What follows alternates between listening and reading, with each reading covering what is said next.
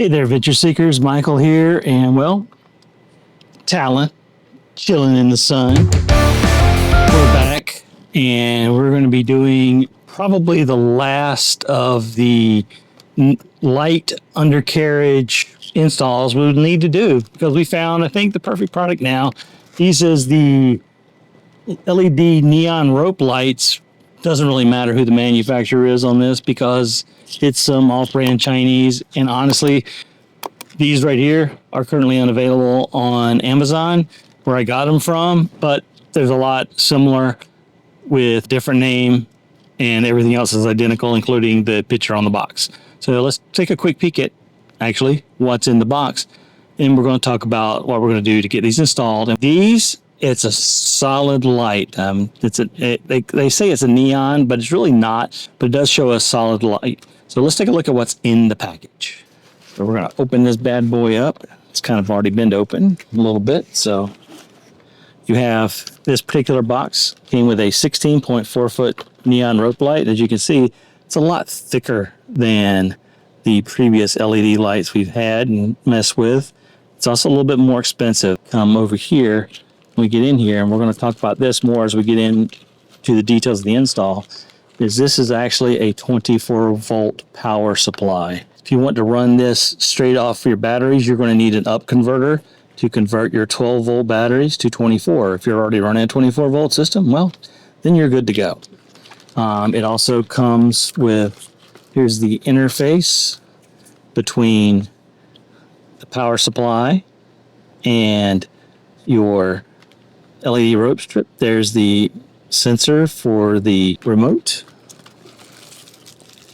There's the remote, which we never use these things, so we'll just throw it over there.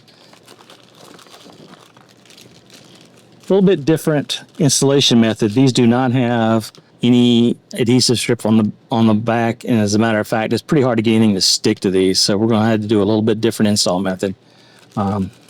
These work pretty well, but I'm a little concerned about how well they hold onto the actual rope going down the road. So we'll use these, but we'll also use some other installation methods in every now and then just to make sure that we don't lose the whole thing going down the road. So these will be more of a supplement than our main source to secure this to the undercarriage. And also, instead of securing this along the outside edge, we're going to move inside a little bit more. And so the first thing we need to do now is get underneath and see what we got to work with. Okay, now I'm sideways because I'm laying underneath the rig.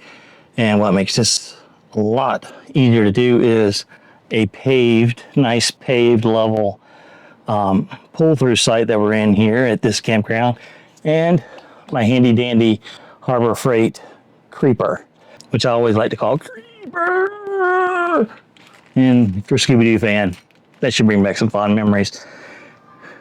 Now, looking for a good place to install this. If you have a solid undercarriage, like for a travel trailer that maybe has everything enclosed, then just pick a good spot. Now, a couple of spots you do not want to put this near or attach it to, may be obvious to some, but be careful. This is the drive shaft. Never connect anything to the drive shaft. It'll be a bad day for you. Same with this guy right here. This is the exhaust pipe. This gets hot. I mean, real hot. Like melting, maybe catching stuff on fire hot. So don't attach anything to there. So as I look around, and you look around with me, I could honestly put stuff way up here if I want, but I think that's going to kind of dilute the light a little bit. But I've got these frame rails right here, and I've got another one right here, but it's pretty close to the exhaust, so I don't really like the idea of that. So I might just go, this is the outside, sorry, I might just go right here. This is the outside of my basement compartment, or the inside. I guess it's the inside because we're inside. So I might just go here and run along the side. And this is easy to get into as far as putting a screw in. If I want to make sure I have really good, secure attachments for the rope light, and I really, really do. And this will give us a good angle to push light all throughout, underneath all of this stuff under here and throughout. Now you may notice I already have installed the rope light. But I installed it pretty much where I had been installing the light before, and I've been running that as a test. That temporary test has been going on now for about a year, so it's time to make that test permanent. So I'll go ahead and tell you, lights work great. They're awesome. So let's get the lights moved to their proper place, and then it'll be dark in about 4 or 5 hours, and then we'll take a look at it at dark. So first thing you want to do is get you some nice clean paper towels or a rag. These are shop towels, and some alcohol or something to clean the grease off, because you want a nice, dry, clean surface when you're using adhesives. And I'm using these, and stay right there, right back.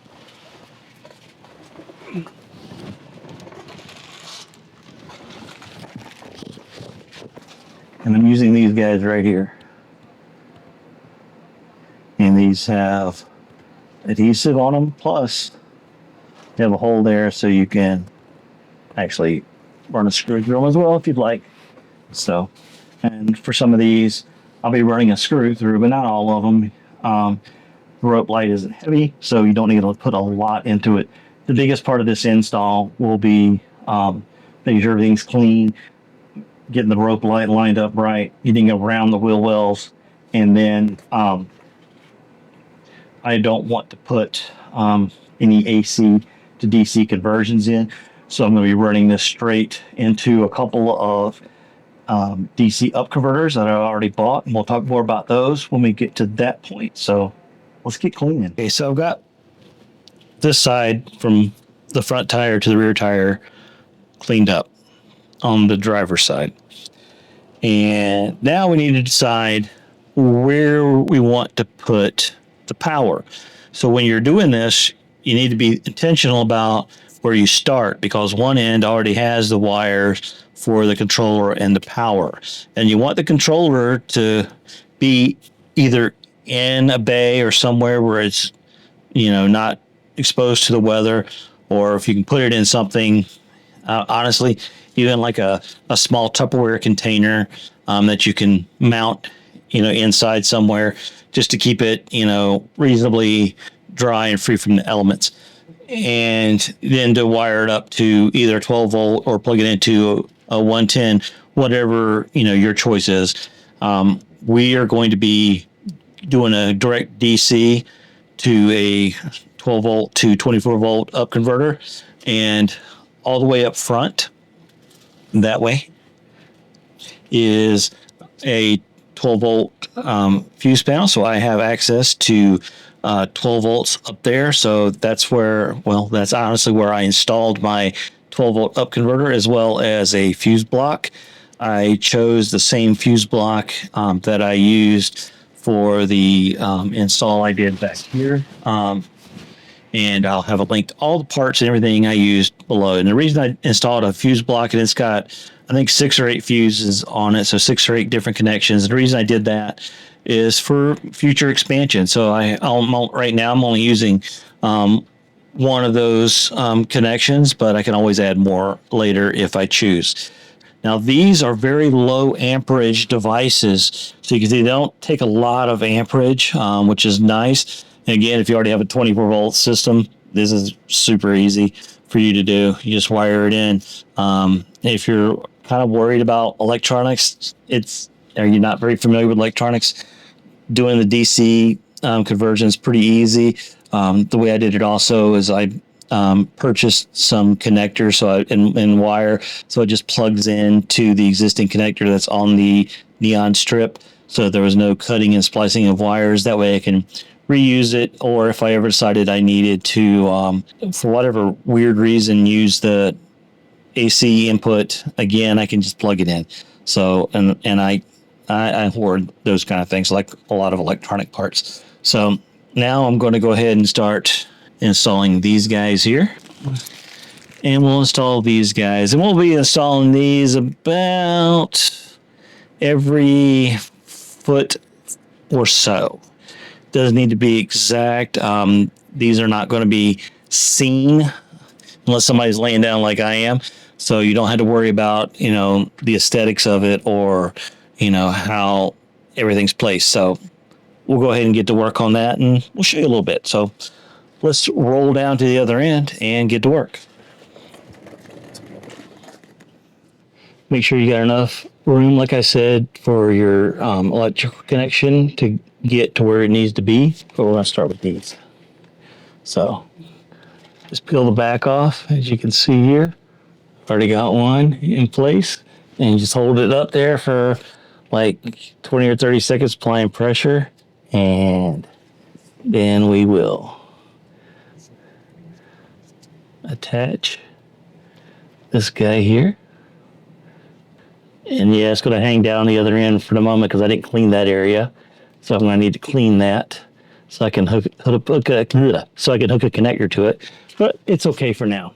One down, a lot to go. And like I said, about every foot or so, we're going to come up here, put another one about right here. And what I'll do is these junky ones I don't like, I'll put one of those in the middle between those. And we'll go all the way down. And don't make a mess when you're doing this, especially if you're in an RV park. So these little pieces of trash backing on these, just take them off, put them in a bag.